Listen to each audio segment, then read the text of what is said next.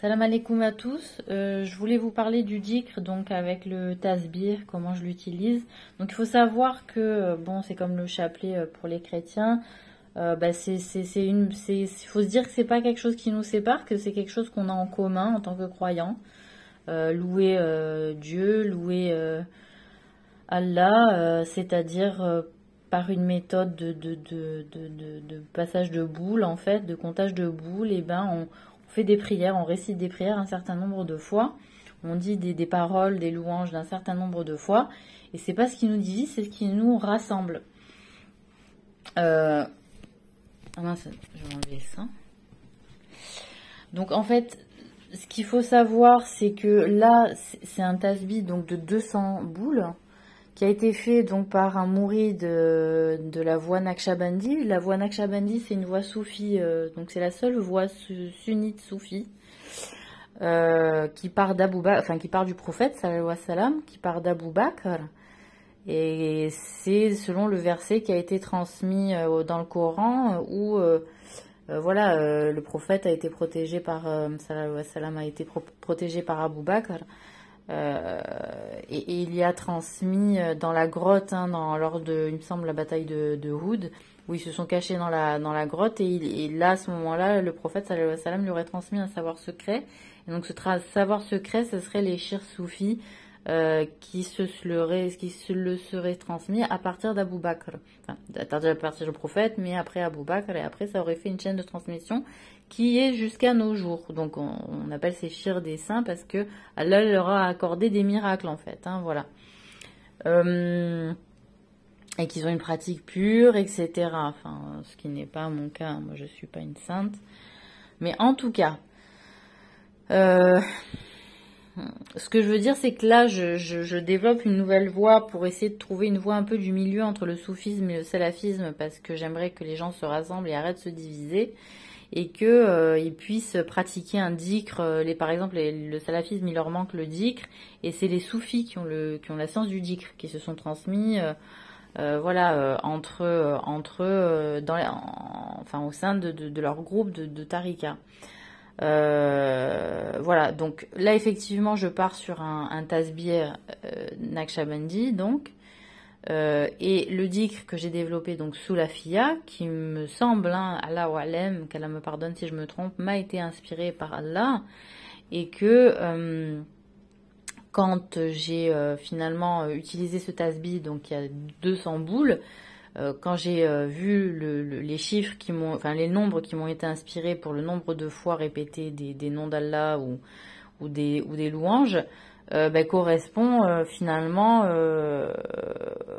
au classement des boules, vous voyez, parce qu'on a des boules qui sont quand même différentes, vous voyez, qui n'ont pas la même forme.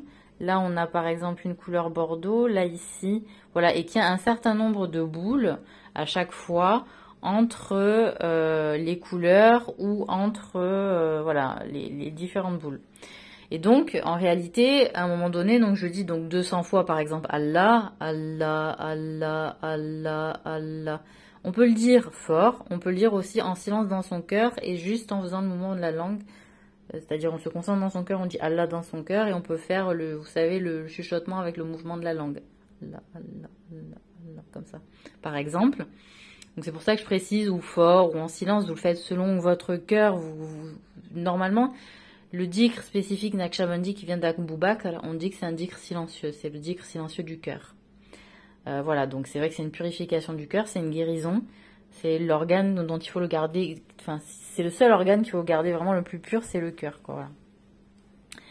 Voilà. Et donc le dhikr est un moyen de le garder pur. Donc ce que je disais, c'est que par exemple, je dis par exemple 7 Fatiha. Il faut savoir que de là à là, il y a 7, et donc on peut calculer 7 Fatiha directement. À un moment donné, donc ça aussi c'est inspiré d'un dhikr Naqshbandi, c'est 11 fois Surat al-Ikhlas. Donc je dis, ça s'arrête ici, voilà, 11, tac, tac, de là c'est à 11, donc il y a la couleur qui arrête. Après par exemple, à un moment donné, je dis 33 Hu, vous savez, Hu, lui. Donc là, par exemple, ici, de la base jusqu'à ici, on arrive à 34. Donc, si je m'arrête juste avant, je suis à 33. Et pareil pour ici. D'ici à ici, je suis à 33. Donc je fais hou 33 fois. Après, je fais hey, hey, hey, hey 33 fois. Et après, je fais hack, hack, hack 33 fois. Et je m'arrête là. Après, par exemple, à un moment donné, je crois que je dis, je sais plus, 40 fois. Alors, 40 fois, il me semble que c'est de ici, non, 30 fois. Il me semble que c'est de ici à ici. Voilà, 30 salawat nabi sur le prophète, sallallahu alayhi wa sallam. Donc, il me semble que c'est de ici à ici. Et après, il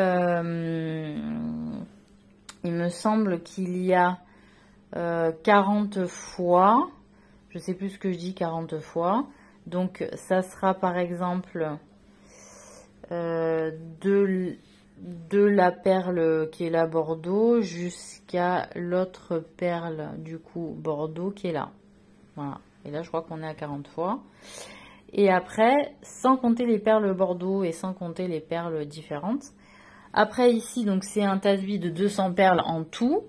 Et que quand j'arrive à ce niveau-là, évidemment, je suis à 100. Voilà. Voilà. Donc, du coup, si je fais bien mon calcul, il y a toutes les parties du tasbih qui sont correctement utilisées. Voilà, là je suis à 40, là je suis à 7, là je suis à 11. Là je suis ici à 30. Ici à 33, 33, 33. Donc, bon, je me dis, c'est peut-être un signe, Inch'Allah, ou une preuve, j'en sais rien, là où elle aime. Voilà, donc je vais réfléchir à comment on peut vraiment le pratiquer. J'ai des exemples audio de façon de le pratiquer, d'exemples d'audio d'hommes hein, qui le pratiquent. Mais pas celui-là. Donc eux ils pratiquent le dik Naqshbandi associé à la tarika Naqshbandi qui suit un certain shir. Moi en fait il n'y a pas de shir. Voilà c'est juste que à la Walem mais je développe cette nouvelle voie sous la FIA et donc c'est le dikr que j'ai qui m'a été il me semble inspiré et que je souhaite vous partager. Et voilà, donc je vous le dis. Donc il y a un dikr qui se fait en groupe, c'est en groupe homme-femme séparés, moi c'est ce que je préconise. Hein.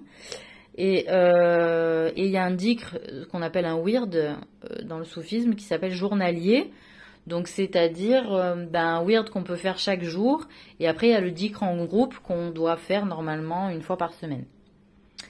Voilà, une fois par semaine en groupe. Donc le groupe des femmes se rejoignent, ils font le dikr ensemble, le groupe des hommes se rejoignent, ils font le dikr ensemble, ils peuvent manger un morceau ensemble, etc. Voilà. Donc ça peut être dehors, comme ça peut être à l'intérieur d'une maison, c'est comme vous souhaitez. Je vous souhaite une bonne soirée, salam alaikum à tous, et puis je vais la partager sur ma page YouTube Maria. Salam alaikum.